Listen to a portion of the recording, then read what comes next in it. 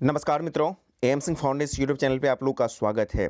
कल यानी कि 27/2/2022 को Bihar excise constable examination complete हो चुका है।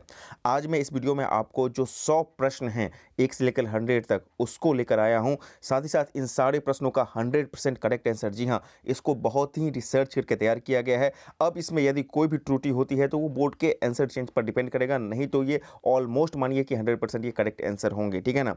और साथ ही साथ आपको कैटेगरी वाइज जो कट ऑफ जाने वाला है उसका भी एनालिसिस किया जाएगा, क्योंकि जो क्वेश्चन का लेवल था उसके आधार पर ऐसी अनुमान है कि कट ऑफ थोड़ा सा इस बार हाई जाने वाला है। तो कट ऑफ का एनालिसिस वीडियो के सबसे अंत में होगा। एक बात और, इस पूरे वीडियो खत्म होने के बाद इस पूरे क्वेश्चंस का पीडीएफ आपको हमारे टेलीग्राम चैनल पर अवेलेबल करवा दिया जाएगा। वहां से जाकर इसको आप लोग डाउनलोड कर लीजिएगा और आंसर इस वीडियो में बताए गए आंसर से मिला लीजिएगा और देखिएगा कि आपके कितने जो है नंबर आ रहे हैं। यदि कट ऑफ के रैंक के बीच में आएंगे आपके उस आसपास, तो आप इसके फिजिकल में भी लग सकते हैं, ठीक है ना। तो चलिए बिना वक्त गवाए वीडियो को शुरू करते हैं। पहला प्रश्न बोल रहा है कि सरहुल पर्व कौन मनाते हैं। तो आपको पता है कि जो उरांव जनजाति है बिहार में वो सरहुल पर्व मनाते हैं, तो ऑप्शन डी इसका सही हो जाएगा।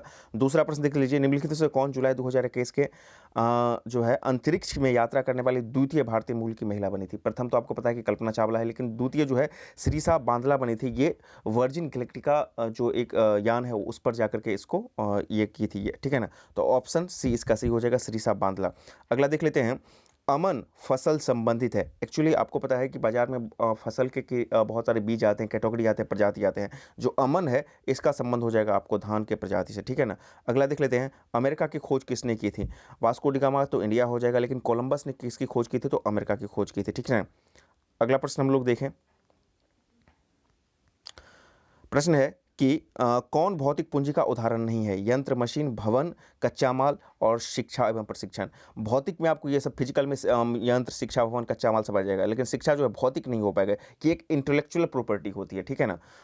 बौद्धिक विकास टाइप का वो चीज़ हो जाता है, तो ऑप्शन डी इसका सही हो जाएगा। अगला देख लेते हैं कि कर्नाटक में होने वाले ग्रीष्म ऋतु के वर्षा को क्या कहते हैं। देखिए ऑप्शंस के आधार पर एग्जैक्टली ऑप्शंस नहीं आ रहा है, लेकिन इसको पार्शियली मारना पड़ेगा। तो पार्शियली हम मारेंगे। आपको पता है कि जो ग्रीष्म ऋतु में आम्र वर्षा होती है वो कहाँ पर होती है, केरल में मोस्टली होता है, ठीक है ना।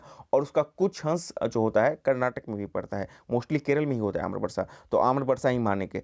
चाय वर्षा कहाँ पर होगा, तो चाय वर्षा असम और वेस्ट बंगाल में हो जाएगा, तो चाय वर्षा तो मार ही नहीं सकते हैं। मवाट कहाँ पर हो जाएगा, तो राजस्थान में हो जाएगा, ये लौटती मानसून से हो जाएगा, ठीक है ना। और काल वैसाखी कहाँ पर हो जाएगा, नॉर्वेस्टर काल वैसाखी ये पश्चिम बंगाल में हो जाएगा। तो ऑप्शंस, इसलिए मैंने कहा कि ऑप्शंस के आधार पर हम लोग को मारना पड़ेगा। तो इसका जो होगा कर्नाटक में ग्रीष्म ऋतु में होने वाली वर्षा आम्र वर्षा ही होगी। एक्चुअली में आम्र वर्षा केरल में होती है मोस्टली, लेकिन ऑप्शन के अकॉर्डिंग मतलब उसका कुछ हिस्सा जो होता है कर्नाटक में होता है। अच्छा, कर्नाटक में मुख्य रूप से कौन होता है, तो वो आप जान लीजिए चेरी ब्लॉसम होता है या कॉफी वर्षा होता है, ठीक है ना। तो कर्नाटक में चेरी ब्लॉसम और कॉफी वर्षा होता है, लेकिन ऑप्शन जो है उसके अकॉर्डिंग आम वर्षा भी यहाँ पर होगा, क्योंकि कुछ भाग वहाँ पे होता है। अगला देख लेते हैं, सुंदरी वृक्ष कहाँ पर पाए जाते हैं। पर्वतीय, मैंग्रोव, उष्णकटिबंधीय सदाबहार या फिर उष्णकटिबंधीय पर्णपाती। सुंदरी जो होता है मैंग्रोव वन में आपको पाए जाते हैं। अगला देख लेते हैं हम लोग, जापान एक विकसित धनवान देश बना है किसके कारण। मानव संसाधनों में निवेश, प्राकृतिक संसाधनों का उपयोग, कृषि गतिविधियों का विकास या फिर आधुनिक तकनीकी का आयात। देखिए आधुनिक तकनीक के आयात से कोई नहीं विकसित हो सकता है। कृषि गतिविधियों वहाँ पे बहुत ज़्यादा कृषि का ये नहीं है। प्राकृतिक संसाधन है लेकिन वो भी एक है, मतलब लिमिटेशन में। लेकिन जापान ने अपने मानव संसाधन पर इतना निवेश किया है कि उसका हर एक का जो इफिशियंसी है काफ़ी ज़्यादा बढ़ गया है, और फिर उन्होंने जो बदलाव लाया है जिसके कारण जापान विकसित हो गया। अक्सर बोला जाता है कि वहाँ के जो मानव होते हैं बहुत ही पंक्चुअल होते हैं और इन सब मामलों में काफ़ी आगे होते हैं। तो इसका ऑप्शन जो होता है ये बिल्कुल सही हो जाएगा, ठीक है ना। ये सब प्रश्न जो हो जाएंगे हैं ये बोल सकते हैं अप्लाइड प्रश्न होंगे, ठीक है ना। फणीश्वरनाथ रेणु द्वारा रचित कहानी कौन सी है। लाल पान की बेगम, ऑप्शन 20 का सही हो जाएगा। अगला देख लेते हैं, वर्तमान बिहार विधान परिषद के अध्यक्ष कौन है, तो अवधेश नारायण सिंह हो जाएंगे, ठीक है ना। राष्ट्रपति को महाभियोग की प्रक्रिया से कौन अपदस्थ कर सकता है। संसद यानी कि राज्यसभा लोकसभा दोनों मिलकर के जो है राष्ट्रपति को महाभियोग की प्रक्रिया से अपदस्थ कर सकते हैं। अगले प्रश्न की तरफ हम लोग चलते हैं। प्रश्न संख्या 20 बोल रहा है कि तारापुर केंद्र क्या है। तारापुर आपको पता है कि आणविक केंद्र है, वहाँ पे जो है न्यूक्लियर प्लांट से बिजली का उत्पादन किया जाता है, महाराष्ट्र में है। तो ऑप्शन 20 का सही हो जाएगा, आणविक केंद्र, ठीक है ना।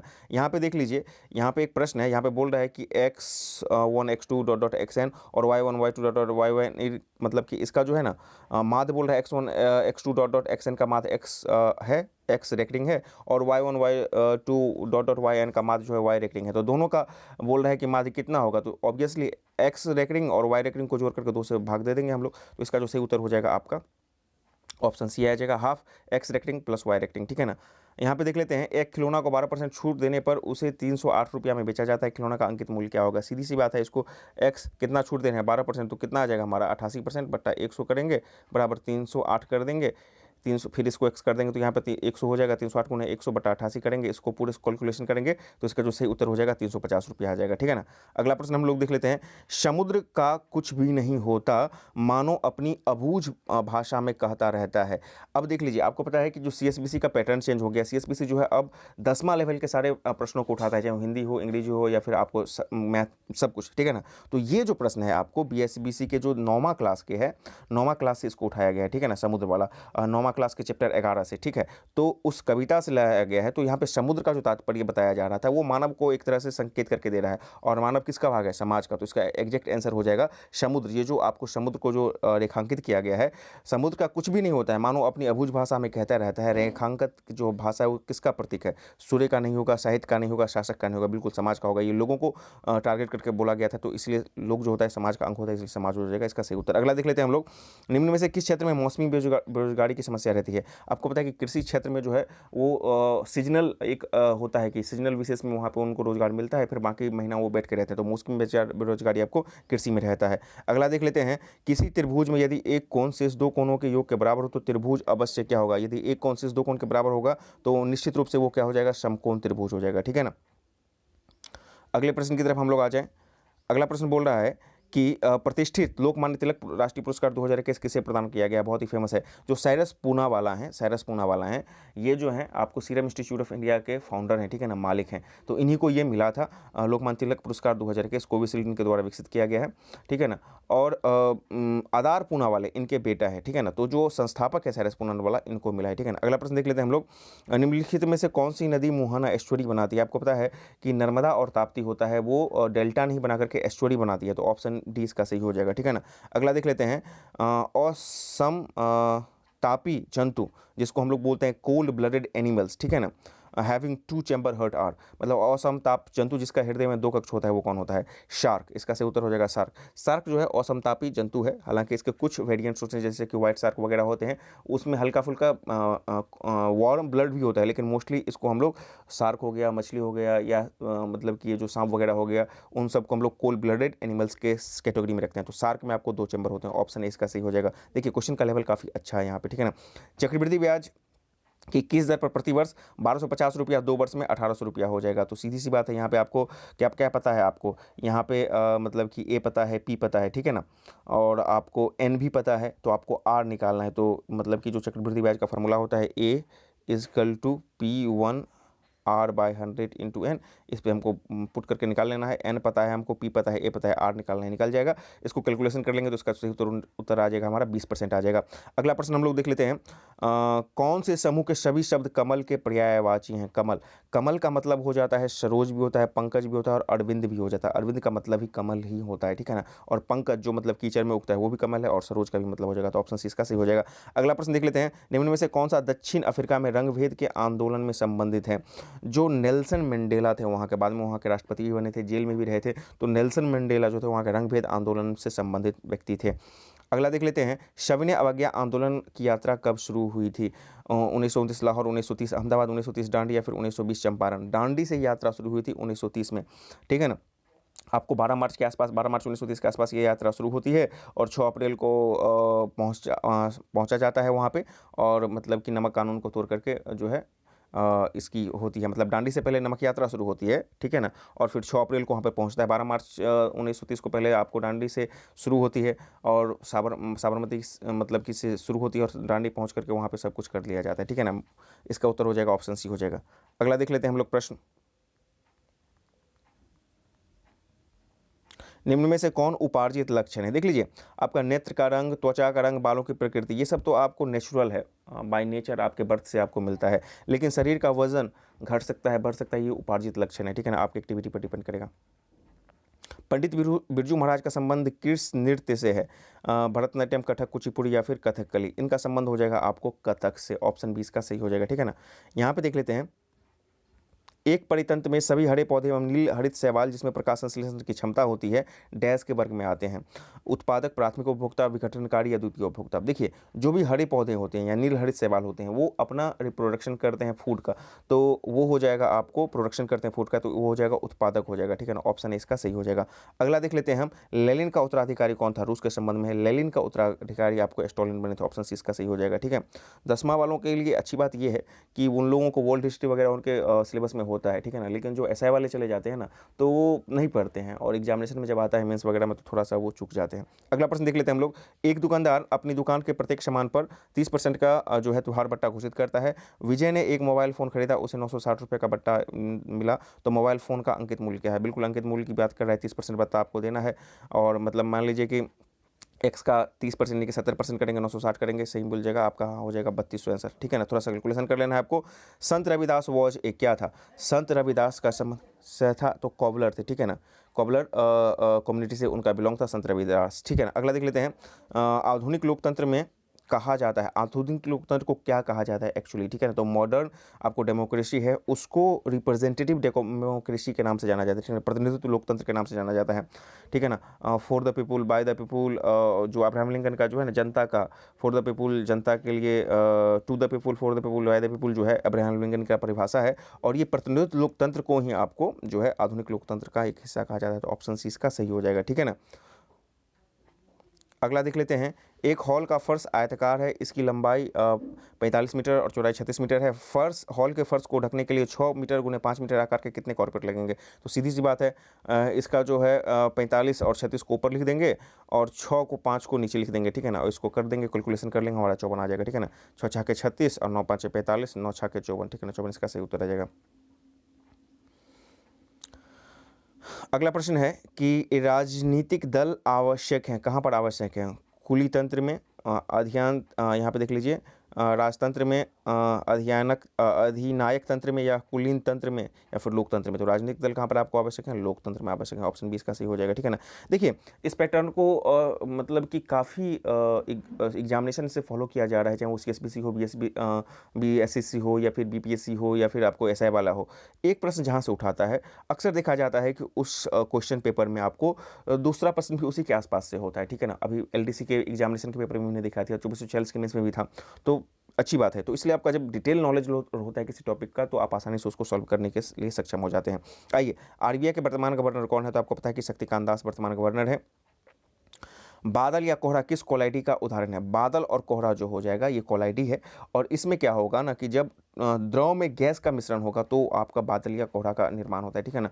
तो गैस का द्रव में देख लीजिए, गैस का द्रव कहीं नहीं बन रहा है, तो गैस का द्रव यानी कि द्रव का गैस में आपको यहीं पर बन रहा है और कहीं पर ऑप्शन में नहीं मिल रहा है, ये कोलाइडी हो जाएंगे, ठीक है ना। वहीं आपको गैस और गैस हो जाएगा, गैस गैस हो जाएगा तब वो आपका धुआं बन जाएगा और वो भी कोलाइडी है, कोलाइडल है। बेसिकली एरोसोल इसके अंतर्गत ही आता है, एरोसोल इसको बोलते हैं, ठीक है ना। तो चूंकि यहाँ पे बादल का बात कर रहा है या कोहरा की बात कर रहा है तो वो द्रव का गैस में या गैस का द्रव में, इसको जो भी बोल सकते हैं, वो हो जाएगा, ठीक है ना। यानी कि गैस का द्रव या द्रव का गैस में। अगला देख लेते हैं हम लोग। निम्न में से कौन संविधान निर्मात्री सभा का सदस्य नहीं था, ठीक है ना। Who among the following was not the member of constitution assembly? तो आपको पता है कि जो जवाहरलाल नेहरू थे वो भी थे, मौलाना अबुल कलाम जी आज़ाद थे, वल्लभ भाई पटेल थे, लेकिन मोहम्मद अली जिन्ना इन्होंने तो पाकिस्तान के लिए अलग संविधान सभा की मांग की थी, तो इसलिए इनका कोई संबंध यहाँ से नहीं रह जाएगा, ये अलग थे, ठीक है ना। ऑप्शन ए इसका हो जाएगा कि ये पूछ रहे हैं कि कौन संविधान निर्मात्री सभा का सदस्य नहीं थे, तो इसका हो जाएगा मोहम्मद अली जिन्ना हो जाएगा। चलिए थोड़ा सा कलर का फॉन्ट चेंज कर लेते हैं, ये फॉन्ट अच्छा नहीं आ रहा है। हाँ, अगला देख लेते हैं। बेलाडीला श्रेणी किस जिले में अवस्थित है? बेलाडीला जो है आपको मतलब कि छत्तीसगढ़ के अंतर्गत आ जाएगा, तो वो बस्तर जिला में आ जाएगा। ऑप्शन ए इसका सही हो जाएगा, ठीक है ना। अगला देख लेते हैं। Choose the correct answer of the question from the option in the follow. The eyes are not here, where did the girls get down? ये भी आपको मतलब कि 9वां 10वां के आसपास का ही क्वेश्चन है उसके इंग्लिश से, तो वो हो जाएगा सहारनपुर। ऑप्शन 20 का सही हो जाएगा। अगला देख लेते हैं। Fill the blank choosing the correct word from the option in the below. If he dash we would go, if he would come we would go, ठीक है ना। ऑप्शन 20 का सही हो जाएगा।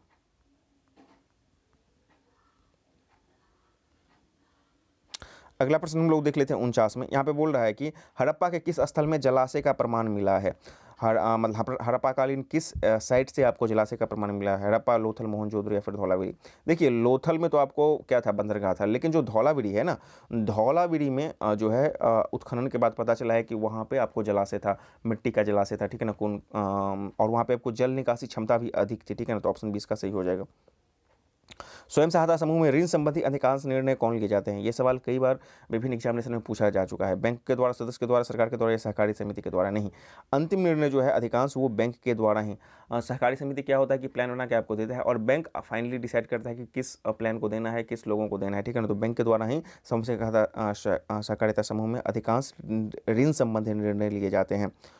लीलाधर जगूड़ी द्वारा रचित कविता कौन है। बादल राग, पूरा हिंदुस्तानी, छाया, मत छूना या फिर मेरा ईश्वर। तो इसका सही उत्तर हो जाएगा मेरा ईश्वर, लीलाधर जागुड़ी, ठीक है ना। क्रिया बल एवं प्रतिक्रिया बल हमेशा लगते हैं। ये न्यूटन का जो थर्ड लॉ है वो हमेशा दो वस्तुओं में लिखेगा, डिफरेंट वस्तुओं में लगेगा, लेकिन इक्वल एंड अपोजिट लगेगा, ठीक है ना। तो अलग अलग वस्तुओं में और विपरीत दिशा में लगेगा। ऑप्शन डी इसका सही हो जाएगा। यहाँ पे देख लीजिए, भारत में निहाल सरीन का संबंध किस खेल से है। तीरंदाज, साइकिल, कुश्ती या फिर शतरंज। निहाल सरीन का संबंध हो जाएगा शतरंज से। 2014 में 2018 में ये 14 वर्ष की उम्र में जो है ग्रैंड मास्टर बने थे, ठीक है ना। तो इनका ऑप्शन सी सही हो जाएगा, ठीक है ना। अगला देख लेते हैं। 2011 की जनगणना के अनुसार भारत में साक्षरता दर लगभग कितनी है। 65, 68, 85, 78 या फिर 73। 73%, बिल्कुल। जनगणना में ऐसा ही बोला ही गया कि 73% भारत की जो साक्षरता दर है 2011 के अनुसार वो 73% है। इसमें आप मेल फीमेल की बात कीजिएगा तो मेल हो जाएंगे, पुरुष हो जाएंगे करीब 80.9% और आपको फीमेल हो जाएंगे, भारत की मैं बात कर रहा हूँ 2011 के सेंसस के अकॉर्डिंग 64.6 हो जाएंगे फीमेल, ठीक है ना। अब बिहार की बात कर लीजिए थोड़ा सा, तो बिहार की जब बात कीजिएगा 2011 की जनगणना के अनुसार, तो बिहार की जो कुल साक्षरता दर हो जाएगी वो 61.8% होगा, सबसे नीचे है। मेल की बात कीजिएगा, मेल हो जाएंगे आपको 71.2% और फीमेल जो हो जाएंगे 51.5%, ठीक है ना। तो इन डाटों को आपको याद रखिए आगामी एग्जामिनेशन के लिए। भारत में लौटते मानसून से जो है किस ऋतु में वर्षा होती है। जनवरी, फरवरी, मार्च, अप्रैल, जून, जुलाई या फिर अक्टूबर, नवंबर। जो लौटती मानसून होती है ना, अक्टूबर नवंबर में वर्षा होती है। तमिलनाडु में इससे काफ़ी ज़्यादा वर्षा होती है। डी.आई. मेंडलीव को श्रेय दिया जाता है। जो मेंडलीव थे, D I. Mendeleev credited with the setting of किसके लिए, periodic table of the element, यानी कि तत्वों के आवर्त सारणी बनाने के लिए इनको दिया जाता है, ठीक है। और मेंडलीव से क्वेश्चन था आपको कि एलडीसी में कि कितने तत्व उसके समय ज्ञात था, तो कुल 63 तत्व ज्ञात थे, ठीक है। इसको भी याद रखिएगा। आते हैं अगले प्रश्न की तरफ। यहाँ पे देख लीजिए 10, 10 और 5 मतलब कि 10 सेंटीमीटर लंबा, 10 मीटर लंबा, 10 मीटर चौड़ा और 5 मीटर ऊंचा बीमाओं के एक कमरे में रखे जाने वाली सबसे लंबी छड़ क्या होगी। बेसिकली ये पूछ रहा है कि उसके विकर्ण की लंबाई क्या होगी। तो विकर्ण बराबर क्या हो जाएगा, लंबाई स्क्वायर, चौड़ाई स्क्वायर और ऊंचाई स्क्वायर का अंडर रूट। इसको हम लोग सॉल्व करेंगे तो क्या हो जाएगा, 225 का अंडर रूट आ जाएगा, यानी कि 15 आ जाएगा। अगला देख लेते हैं। एक समचतुर्भुज जिसकी भुजाएं 20 सेंटीमीटर और विकर्ण 24 सेंटीमीटर है। अब समचतुर्भुज है यहाँ पे, इसका 20 सब हो जाएगा, ठीक है ना। एक जो विकर्ण हमको 24 सेंटीमीटर दिया है तो 12-12 हो जाएगा ना, 12-12 हो जाएगा। और ये दोनों समकोण पर बनाता है, तो ये 12 हो गया, ये 20 हो गया। हमको ये निकालना है, यदि x निकाल लेंगे 2x कर देंगे तो हमारा हो जाएगा। तो रूट अंडर में निकालेंगे, यहाँ पर देख लीजिए तो क्या हो जाएगा, रूट अंडर 20 स्क्वायर, ये आप समकोण हो गया यहाँ पे, तो ये कर्ण हो गया, ये एक बेस हो गया। तो निकालेंगे तो क्या हो जाएगा, रूट अंडर 20 स्क्वायर यानी कि 400 minus root under 12 square 144, 400 minus 144 करेंगे तो जो हो जाएगा वो हो जाएगा हमारा 16 का 256 हो जाएगा। 16 का जो वर्ग हो जाएगा, 16 का 16 32 कर देंगे। अब आपको पता है कि समचतुर्भुज का क्षेत्रफल क्या होता है, D1 इंटू D2, यानी कि विकर्णों का गुणनफल बट्टा 2, यानी कि 24 गुने 32 कर देंगे और फिर 2 कर देंगे। अंत में हमारा जो उत्तर आ जाएगा वो 384 हो जाएगा। ये आर अग्रवाल 3 राइटर का जो है एग्जाम्पल का प्रश्न है, ठीक है ना। यहाँ पे देख लीजिए, संयुक्त राष्ट्र संघ का मुख्यालय सचिवालय कहाँ पर अवस्थित है, जिनेवा, लंदन, न्यूयॉर्क या फिर पेरिस। न्यूयॉर्क में अवस्थित है। अगला प्रश्न कि किस विकल्प में सही विलोम युग्म है। विलोम, विलोम मतलब उल्टा होता है। देखिए अनादर, अनादर मतलब होता है कि आप उसको आदर नहीं करते हो। निरादर का ही मतलब वही होता है कि जहाँ पे आदर का भाव नहीं होता, ये तो नहीं होगा। अनूठा, अनूठा मतलब होता है उत्कृष्ट, और बेजोड़ के मतलब भी उसी के कैटेगरी में आ जाता है, तो ये भी विलोम नहीं हुआ। ये एक तरह से समानार्थी वाला हो गया, ठीक है ना। इशारा और सेन मतलब सेम ही टाइप के हो गए, ठीक है ना। लेकिन गौरव, गौरव मतलब होता है प्रतिष्ठा या विशाल हो जाएगा, और लाघव मतलब छोटा हो जाएगा। तो यहाँ पे आपको इसका जो उल्टा पूछ रहा है ना, तो इसलिए इसका जो सही उत्तर हो जाएगा 60 का, 60 का जो सही उत्तर हो जाएगा वो डी हो जाएगा। गौरव, गौरव मतलब विशाल, प्रतिष्ठा या और लाघव मतलब छोटा। तो ऑप्शन डी इसका सही हो जाएगा, क्योंकि हमको विलोम चुन करना है, ठीक है ना। यहाँ पे देखिए fill in the blanks with the correct option. Neither the boys nor the teachers क्या हो जाएगा, blank present is are were ये हैव नॉट, तो हो जाएगा neither the boys nor the teacher were present, ठीक है ना। अगला देख लेते हैं, हीमोग्लोबिन वर्णक कहाँ पर पाया जाता है, आरबीसी में, डब्ल्यूबीसी में, प्लेटलेट में या फिर मोनोसाइट्स में, तो ये आरबीसी में पाया जाता है हीमोग्लोबिन। और बायोगैस का मुख्य घटक क्या होता है, मीथेन, इथेन, प्रोपेन या फिर ब्यूटेन, इसका घटक हो जाएगा आपको मेथेन हो जाएगा। अगला देख लेते हैं, 1950 के पहले हिंद चीन में कौन से देश शामिल होते थे। ये देखिए क्लास 10 का जो है सोशल साइंस का ये जो है एक वहाँ पे चैप्टर है 10वां में, जो बताता है कि हिंद चीन क्षेत्र में राष्ट्रवाद, ठीक है ना। तो वहीं पे आपको बताया गया है कि 1950 से पहले वियतनाम, कंबोडिया और लाओस तीनों यहाँ पे शामिल थे। 2446 के मेंस में भी आपको इस तरह से वृद्धि त्रिकोण में कौन शामिल है, वहाँ से 2 प्रश्न पूछा गया था, ठीक है ना, दक्षिण एशिया देश में। मैं इस पर एक अलग से वीडियो लाऊंगा आप लोगों के लिए, जो 2446 मेंस के लिए उनके निश्चित रूप से लाऊंगा, ताकि थोड़ा वर्ल्ड हिस्ट्री या फिर भारत के पड़ोसी जो भारत के एक्सेप्ट हैं और जो क्वेश्चन पूछने की संभावना है वो आपके लिए बन जाए, ठीक है ना। तो यहाँ पे 1950 से पहले हिंदी चीन में कौन शामिल हो जाएंगे, तो वियतनाम, कंबोडिया और लाओस हो जाएंगे, ठीक है। जितेंद्रिय शब्द का सही संधि विच्छेद क्या होगा, जितेंद्रिय में है जो गुण संधि होगा, ठीक है ना। जीत जोड़ इंद्रिय यानी कि जितेंद्रिय, जौहरसी करता है जीत जोड़ इंद्रिय, ऑप्शन ए इसका सही हो जाएगा, ठीक है ना। यहाँ पे आपको जीत जोड़ इंद्रिय यानी कि यहाँ पे आपको गुण संधि हो जाएगा, ठीक है। अगला देख लेते हैं हम लोग, बोल रहा है कि भारत का प्रथम परमाणु संयंत्र कहाँ पर स्थापित किया गया था। देखिए इसी चीज़ की मैं बात कर रहा हूँ, जहाँ से एक क्वेश्चन पूछ रहा है लगातार 2 क्वेश्चन भी वहाँ से आ रहा है, तो ये एक तरह से छात्रों के लिए फायदेमंद भी हो जाता है। जैसे पिछली बार आपको 2440 मेंस में नर्मदा तापी नदी से वो जो एस्टोरी वाला है वहाँ से 2 क्वेश्चन पूछ के दिया गया था, ठीक है ना। वो वृद्धि त्रिकोण वहाँ से दक्षिण पश्चिम एशिया से 2 क्वेश्चन पूछा गया था। अब देख लीजिए तारापुर आपको पूछा था क्या है, कहाँ पर मतलब क्या है आणविक केंद्र, अब ये कहाँ पर अवस्थित है, तो महाराष्ट्र में है, 2 क्वेश्चन बन गया ना। तो ये यदि आपका कंसेप्ट क्लियर है तो ऑब्वियसली आपके नंबर बढ़ जाएंगे ऑटोमेटिकली दूसरे स्टूडेंट के कंपेरिजन में, ठीक है। यहाँ पे देख लीजिए एक विद्युत जनरेटर क्या करता है, विद्युत जनरेटर जो होता है वो क्या करता है, यांत्रिक ऊर्जा से विद्युत ऊर्जा बनाता है, यानी कि यांत्रिक ऊर्जा को वो चलता है, उसका मोटर चलता है, उससे आपको विद्युत ऊर्जा बनता है, तो ऑप्शन डी इसका सही हो जाएगा। अनुवांशिकी का जनक किन्हें कहा जाता है, which is known as the father of genetics, तो मेंडल जी जे जो है इनको बोला जाता है father of genetics, option B इसका सही हो जाएगा। अगले प्रश्न की तरफ आ जाए हम लोग, पूछ रहा है choose the option that is closest to the meaning of to the word protest. Protest आप हमेशा जानते हैं कि विरोध करना, ठीक है ना, प्रोटेस्ट मतलब विरोध करना है। अब उसके क्लोजेस्ट मीनिंग में क्या होगा, टू टेस्ट अगेन नहीं, ये जांच करना तो नहीं होगा, टू टेस्ट बिफोर पहले जांच मतलब कि टेस्ट करना ये भी नहीं होगा, टू एग्जामिन जांच करना, ये सब के सब तो बिल्कुल एक ही मतलब हो जाते हैं।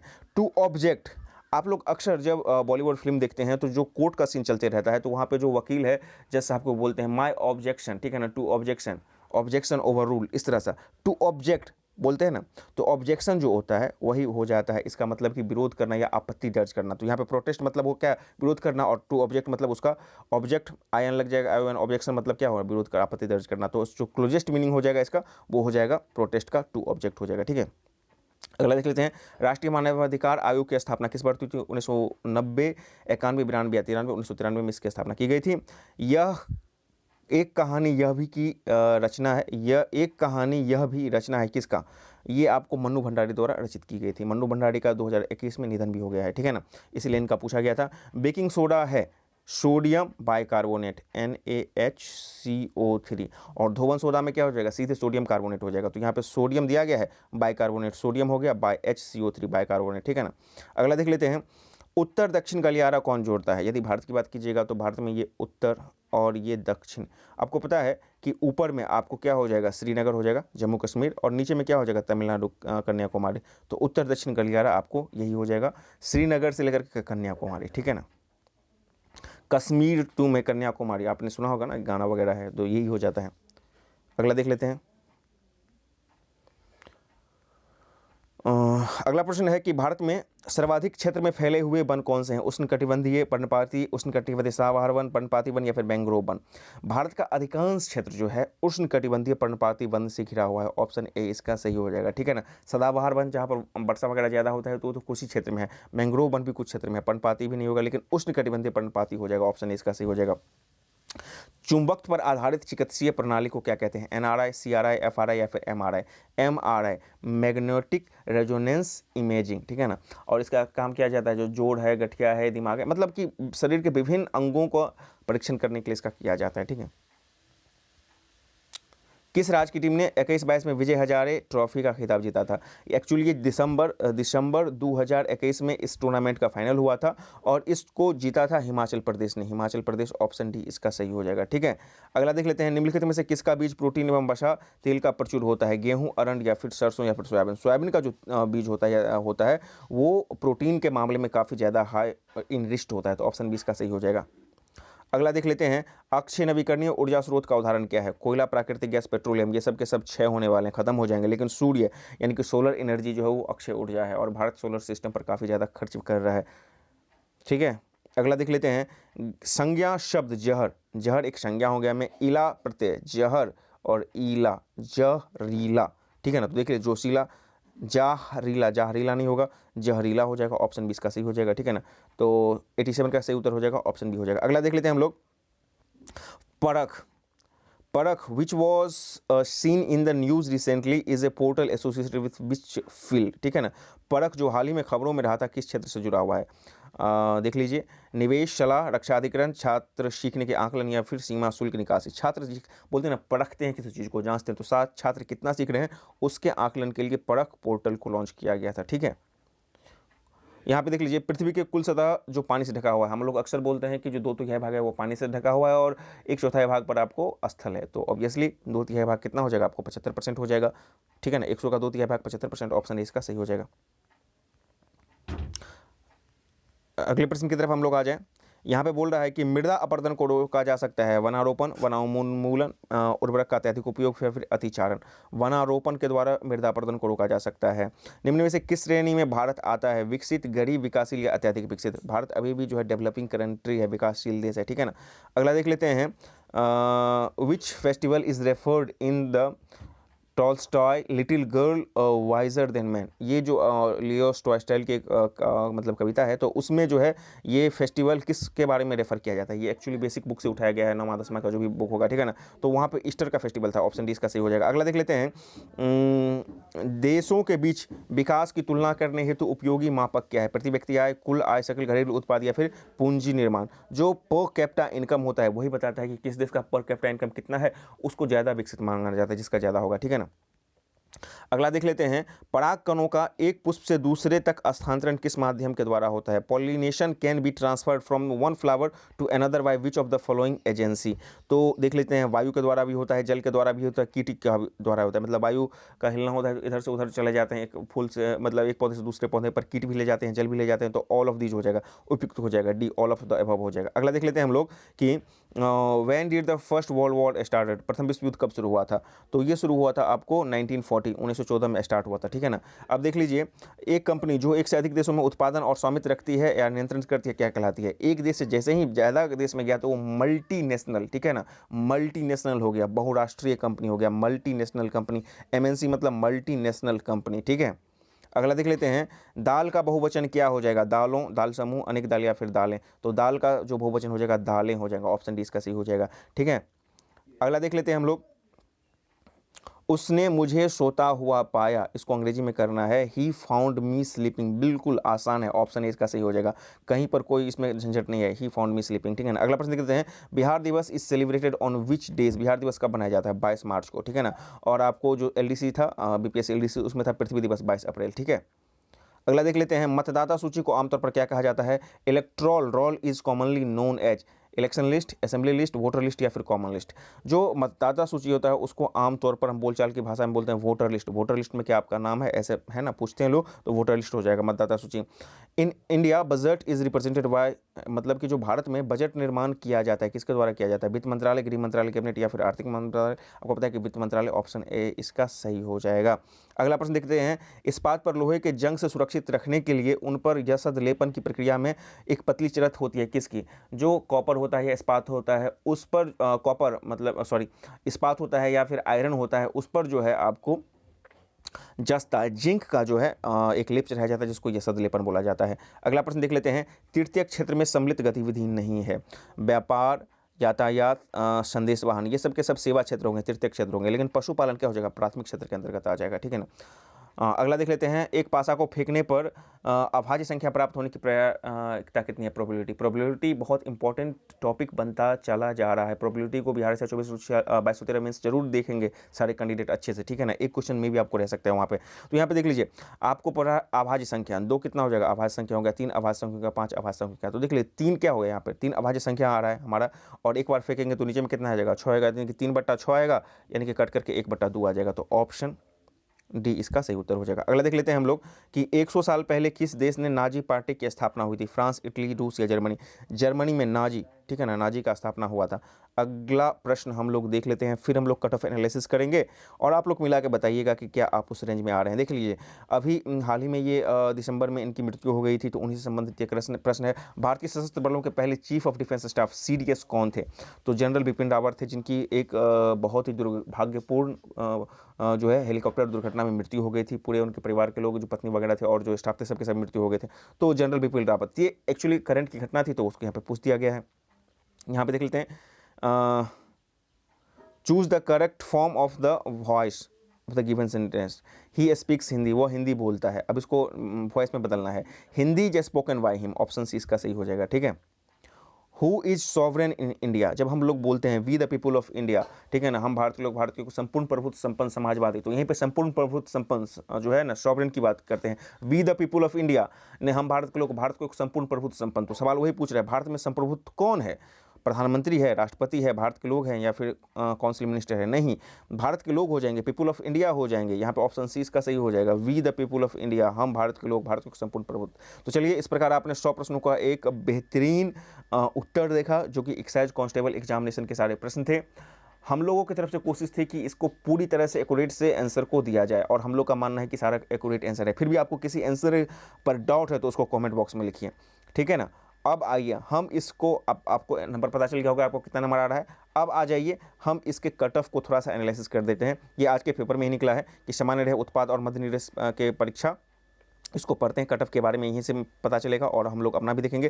केंद्रीय चयन पर्षद सिपाही भर्ती की ओर से राज्य के सभी जिलों में 471 केंद्रों पर मध्य निषेध उत्पाद एवं निबंध विभाग के अंतर्गत मध्य निषेध सिपाही भर्ती के लिए प्रारंभिक परीक्षा हुई थी। पर्षद की ओर से मध्य निषेध सिपाही के लिए 365 पदों के लिए नियुक्ति की प्रक्रिया की जानी है। इसके लिए देख लीजिए 2,77,288 अभ्यर्थियों ने ऑनलाइन आवेदन किया था। परीक्षा सुबह 10 से लेकर 12 बजे हुई थी। केंद्रीय चयन पर्षद सिपाही भर्ती ने विशेष कार्य पदाधिकारी राज किशोर बैठा ने बताया कि परीक्षा शांतिपूर्ण, स्वच्छ एवं सौहार्दपूर्ण तरीके से हुआ था। परीक्षा में करीब 80% की उपस्थिति हुई है। अब देख लीजिए 2,77,000 है, तो 80% की उपस्थिति यहाँ पे बताई जा रही है। फिर भी आपको अराउंड जो है मान चलते हैं करीब करीब आपको 2-10-20 के आसपास इतनी उपस्थिति है, अच्छी खासी उपस्थिति है, ठीक है ना। आप बेसिकली 2-20-30 के आसपास मान सकते हैं कि इतने बीचों के लोगों के बीच में आपको जो है कंपटीशन हो सकता है, या फिर आप उससे भी ज़्यादा 250 के आसपास, ठीक है ना।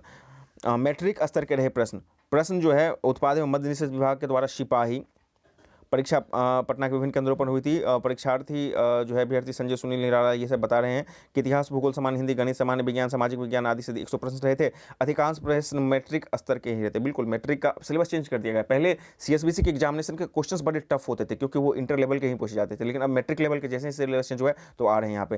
तो अधिकांश प्रश्न मैट्रिक लेवल के थे। परीक्षा विशेषज्ञ डॉक्टर रहमान ने बताया कि नकारात्मक अंक नहीं काटे जाने के कारण ज़्यादा से ज़्यादा प्रश्नों को बनाने की संभावना थी। हाँ, यहाँ पे नेगेटिव नहीं है, ये चीज़ भी आप ध्यान रखिए। जिस तरह से आपको BPSC में PT में नेगेटिव नहीं होता है, यहाँ पर भी आपको नेगेटिव नहीं होता है, और यही कारण है कि तो कट ऑफ थोड़ा सा ऊपर जाएंगे।